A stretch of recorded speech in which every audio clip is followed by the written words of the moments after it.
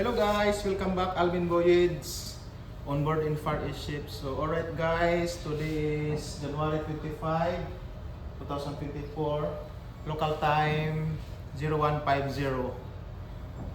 So guys, pang 4 days na pala namin na anchorage dito sa Callao, Vietnam. And guys, samahan nyo ako, magawa ako ng passage plan dito sa Zeno Ignis. Stick to me guys para masundan nyo ako paano magawa dito na safe at madalian dito sa Zeno Ignis. Okay, alright guys, ilapit natin yung camera. Wala na tayong edit-edit din guys tulad sa nakaraan para mabilis tayo. Alright, so ilapit ko lang itong tripod natin. Alright, adjust, okay, maybe this one is okay. Try natin. Adjust. Okay. Oh. Adjust. Medyo maliwanag talaga. Medyo malaki talaga yung kuha. Yan. So guys, I think this is okay. Yan. Medyo adjust konti. Yan. Pwede na to guys. Ganun lang guys, pasensya na kayo guys ha, hindi ko na to i-edit guys, diretso ko na to post guys. Kasi ganoon pa rin mag-edit tayo, ganoon pa rin ang kalalabasan. Kaya ngayon, isi-share ko sa inyo paano magawa dito ng passage plan dito sa Zeno Ignis na madalian at saka safe din guys kasi nakabiyahe na kami before. Kasi kaninang kasi tanghali guys, umakyat si kapitan dito sa duty ko habang nag-correction ako sa paper chart namin na manual correction, manong correction dito guys sa sinakyan ko mga barko dito sa Far East. Pero okay na din guys kasi mas maganda yung manual kasi pag ano na sa mga automatic na may mga tracing paper mabilis na. So guys, first thing to do guys, sundan nyo ako guys ha. So pakita ko lang yung brand sa Ignis namin ito. Yan, makikita nyo yan, Zeno Ignis. So alright guys, so i-close lang natin to yung ano, yan, medyo para malawak guys. Okay guys, so first thing to do guys, dito tayo sa route planning guys. Ganun pa rin sa lahat ng mga Ignis, dito tayo route planning kung magawa tayo ng ano. Pero dito sa Ignis, ito yung natin, pukusan natin yung Zeno Ignis guys. So dito, route planning. Yan. And then click yung new guys kung magawa kayo ng bagong passage plan new. Ayun, dito tayo sa new. Hindi natin pakialaman ng iba guys para hindi kayo malito. Ito new. Yan. Manual draw.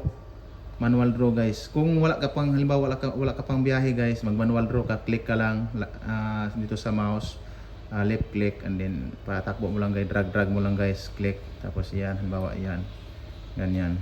Ganyan. So pag tapos ka na, right click lang guys. So meron ka na, automatic na yan, may distansya ka na sa dyan at saka may mga waypoint number na din dyan. So ang ituturo ko sa inyo ngayon guys, yung ano na, kasi galing kami dito na ano, Callao, Vietnam, export namin Lianyungang, China. So guys, ito ano natin to guys, di natin to i-discard natin to. Yan. So gawin natin guys, kung ngayon kasi yung ituturo ko sa inyo kasi yung nabiyahean na namin kasi ito. So diretsuhan ako din ako mag ano sa may pilot station na din nakasim dito sa Ignis. So pag first time kayo guys, ito lang NP, itong nautical publication box guys, NP 286 volume 6. So ito guys, may bago ng edition parating pagdating namin ng China ay magbigay ng bago ano na to. Pero okay pa rin magamit din pa rin guys. So dito NP286, makikita yung covered niya na area. So guys, yan guys. So pabilisan na tayo kung magano kayong halimbawa pantalan dito lang sa likod guys. Tingnan, makikita nyo dito guys yung mga ano na ano, may mga lugar diyan. So puntahan niyo lang saan yung page. Halimbawa ito ayan, may page niyo diyan. Puntahan niyo lang, may pilot station na din doon. May mga traffic ito. May itong guide niya guys, ito meron na to, nandun may mga details na din. So yan lang guys, kung hindi pa kayo nakabiyahe sa pantalan na binigay ni kapitan sa inyo na export nyo. So ako ngayon ang i-share ko sa inyo kasi nabiyahean na namin yung pantala namin export. So ito lang gagawin guys. Halimbawa ito, i-load natin to si ano, i-load natin yung Colao Vietnam, i-load natin yan, mag ano na kasi may nakasave na guys. So dito double check na lang tayo dito mamaya. So i-load natin yung, nagbiyahe kami ng ano kasi galing ng Zhuhai China to Colao Vietnam. So ito yan. So be careful mo din guys kasi may mga pilot station din nga may doon mag-disembark ang piloto. Ito kasi sa Colao isa lang disembarkation at saka embarkation piloto dito lang. So ito guys, isi-save nyo lang guys. Isi-save lang to. Paano parang i-copy lang natin. I-ano ko muna to, i-declare ko muna to dito. Ayan. So guys, medyo sundan nyo lang guys kasi medyo mahaba to guys. Hindi ano ko lang sa inyo yan ganyan, yung pakita ko lang sa inyo. Baka hindi natin tapusin kasi baka masyadong mahaba na yung video. Baka hindi nyo napanoorin. Pero hikayatin ko kayong mga kapwa ko marino na mga hindi pa nakahawak ito ng Zeno X para may idea kayo. So guys, huwag kayong malito, sundan nyo yung ano ko guys, ito route planning yan. Kanina na-load ko na tong ano, itong X, mag-copy paste tayo nito guys. Ganito ang pag-copy paste dito sa ano guys, kasi ito pag ganyan walang copy paste na sulat. Sa iba may nakahawak ako before ng Transas, may copy paste, so makapy lang natin agad. So dito wala. So gawin natin guys, i-add natin to common waypoint. Yan. Add common point. Parang na-copy na natin yan. I-check natin dito sa common waypoint. Yan, milaw ng Colao Precision. So balik tayo guys. So i-load naman natin yung biyahe namin dati ng Nakhod Katulian Yungang. I-load natin Nakhod Katulian Yungang ito. Yan. So itong pilot station ng Lian Yungang, i-copy paste din natin guys. Halimbawa, yan. Copy paste. Add. Yan. So i-check natin dito guys sa common point. Nandito ng dalawa guys. So magawa tayo ng ganito ang gagawin guys. Meron na tayong pilots automatic na guys. Hindi na tayo mag-ano dito sa nautical publication dito sa Aklat. So dito new tayo guys, new. Pagdasan new. So gawa na ano na tayo guys. Meron na tayong nakasave na tayo guys. So dito tayo sa new.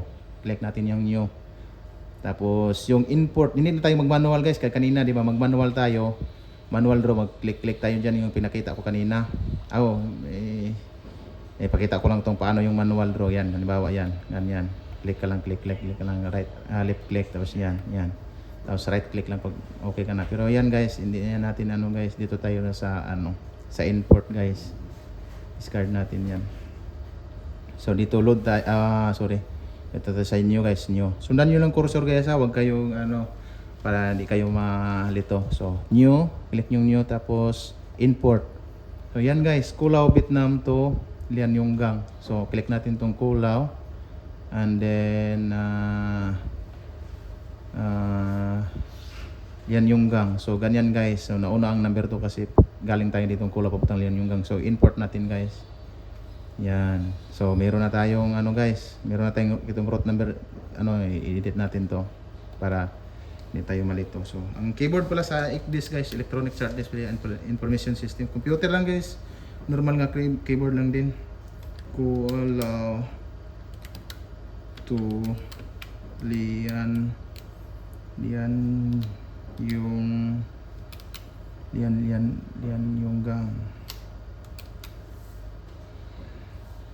Yan guys. Enter.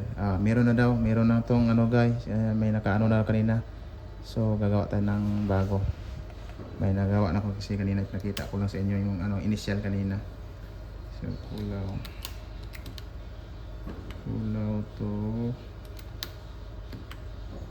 to Lian Yungang. Yan. So ito na guys. So i-ano na natin tong mga guys, i-card na natin tong sila para yun na lang makikita natin yung yung lang yan. Ayun no. Huwag lang yan. I-save na natin to guys para sigurado. Yun. So makikita nyo guys, yan.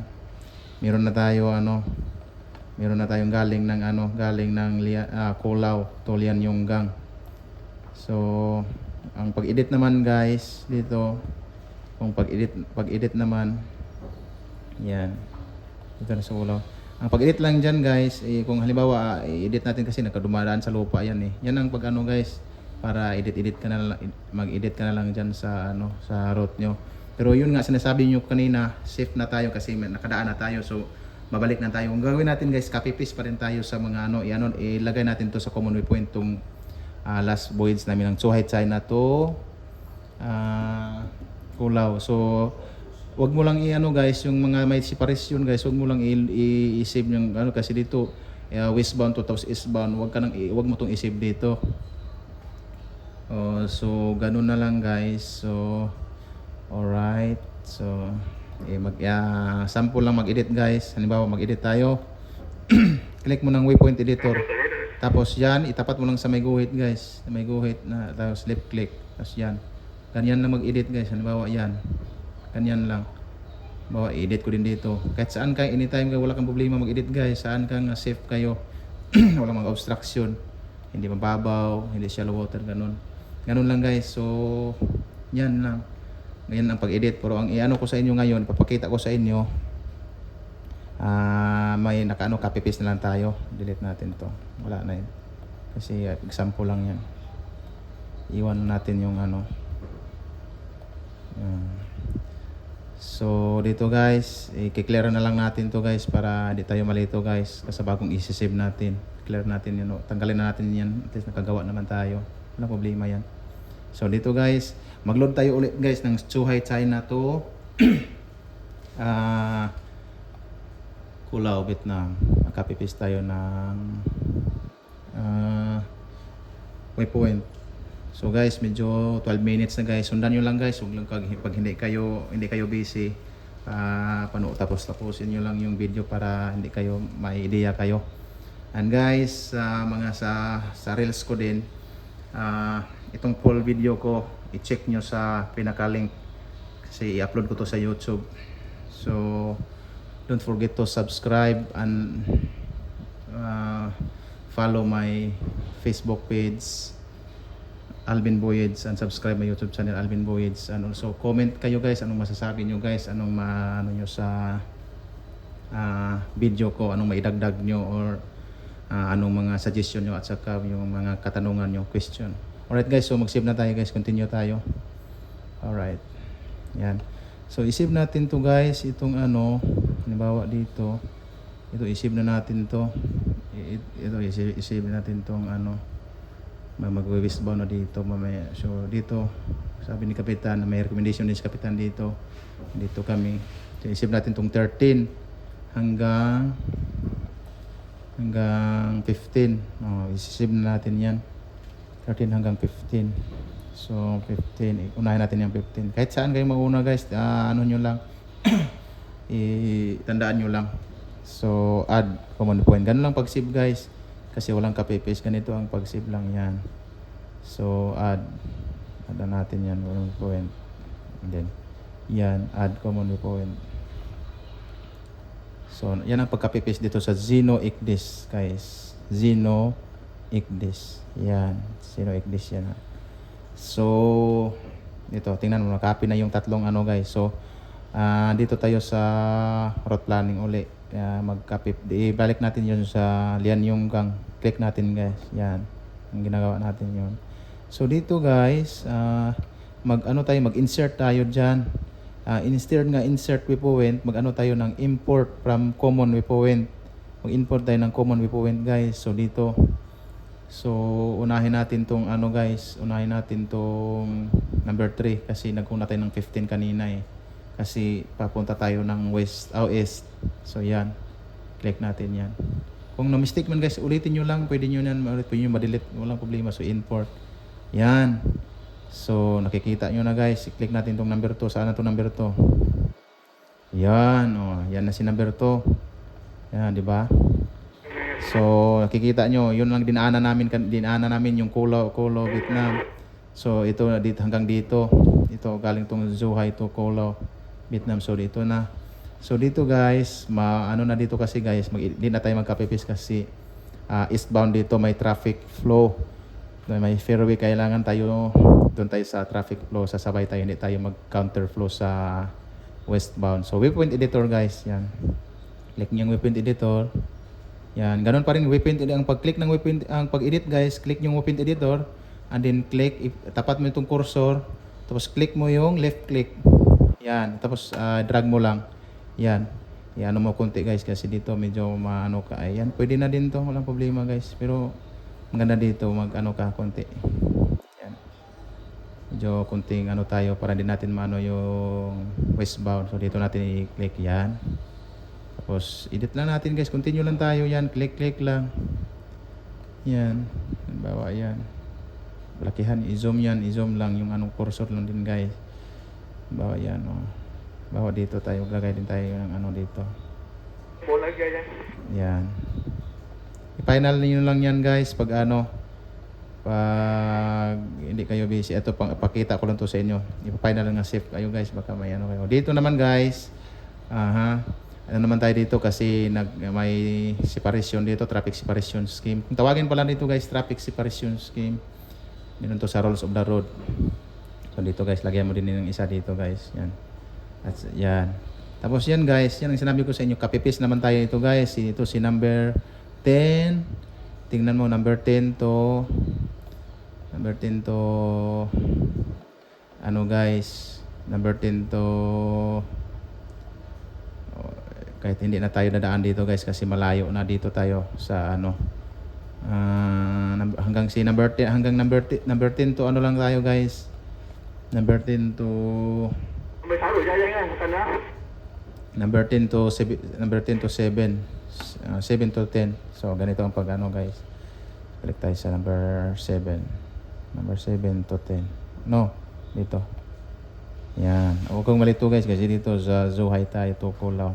So 7 add waypoint. So ang para hindi kayo malito guys, ang nasilip nyo, i-clear nyo yan guys kasi para hindi kayo magbalik-balik, baka malito kayo.